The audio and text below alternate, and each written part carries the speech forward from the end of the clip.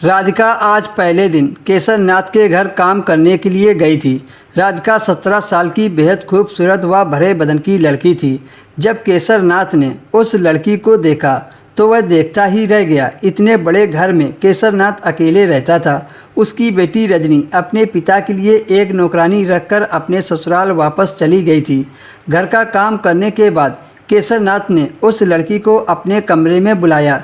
केसरनाथ ने बादाम के तेल की शीशी राधिका के हाथों में पकड़ाते हुए कहा, जरा मेरे बदन पर तेल मालिश कर दे, सारा बदन दुख रहा है। राधिका ने अपने साहब के हाथों से तेल की शीशी ली और उनके उधड़े बदन पर तेल की मालिश शुरू कर दी। मालिश करवाते समय केसरनाथ उसके गालों को खींचते हुए बोले, तेरे गाल बहुत फूले फूले हैं, क्या खिलाती है तेरी माँ? केसरनाथ अकेलेपन का फ़ायदा उठाते हुए पूछा।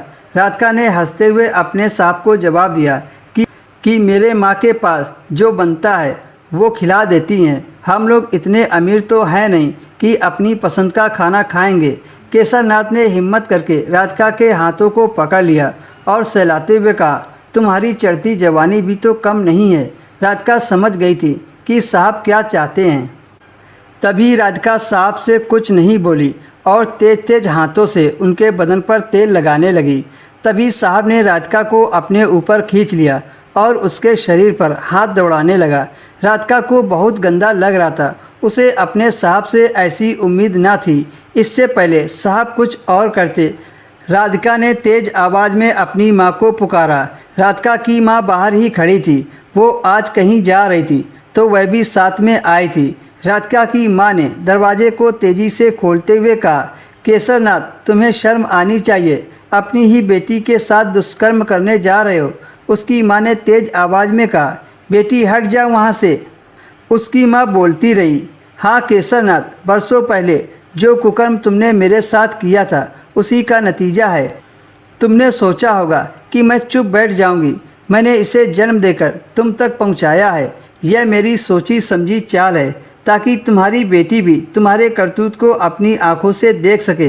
केसरनाथ एक मुजरिम की तरह सिर नीचे झुकाकर सब कुछ सुनता रहा। अब भी तुम्हारे सिर से वासना का भूत नहीं उतरा है तो ले, तेरी बेटी तेरे सामने खड़ी है, उतार दे इसकी इज्जत और पूरी कर ले अपनी हवस। मैं भी बरसों पहले तुम्हारी इज्जत का शिकार हुई थी। मैं कितना रोई थी पर तूने नहीं छोड़ा था।